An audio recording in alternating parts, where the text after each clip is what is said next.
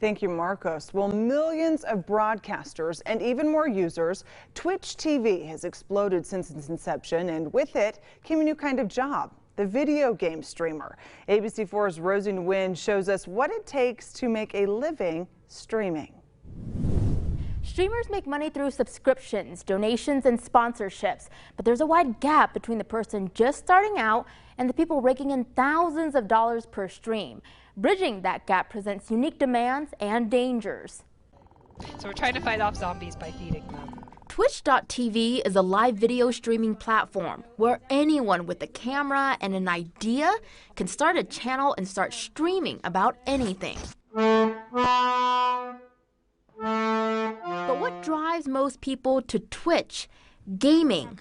But before I go in there, I'm gonna go in here. While getting started is easy, getting good, It's just like... it's a grind. I didn't see anybody for a long time. I'd be streaming to 0. Liz Capper is a writer, teacher, and Twitch streamer. It was a long time before her first channel saw any traction. Then, After several months, it just exploded. for millions of streamers, that's the goal. It's not a huge secret anymore. There's still plenty of people who you're like, oh, I'm a Twitch streamer. And they'd be like, I don't know what that is. Making money, playing video games, interacting with followers in real time. Hi, Sylvaris. Yeah, we are back. This is great. What started as a way to connect with other gamers We can talk about it and, be fans about it together. became Liz's full-time job.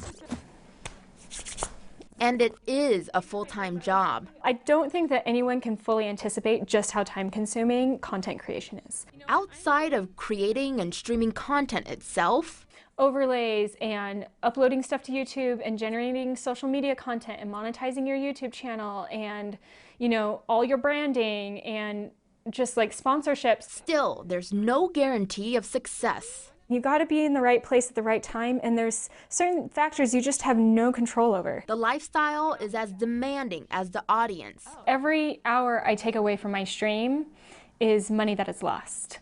And that can really feel like a lot of pressure. Liz had beat the odds, but the high visibility and endless engagement necessary for a successful stream comes with risk.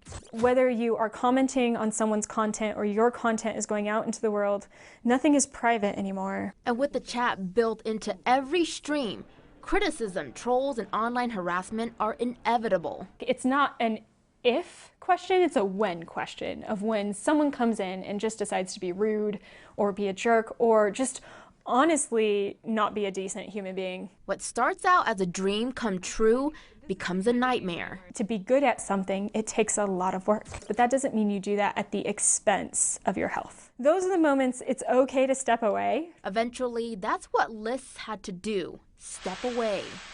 I had to shut my old stream down. Liz shut down all of her social media accounts as well, anything tied to her old channel.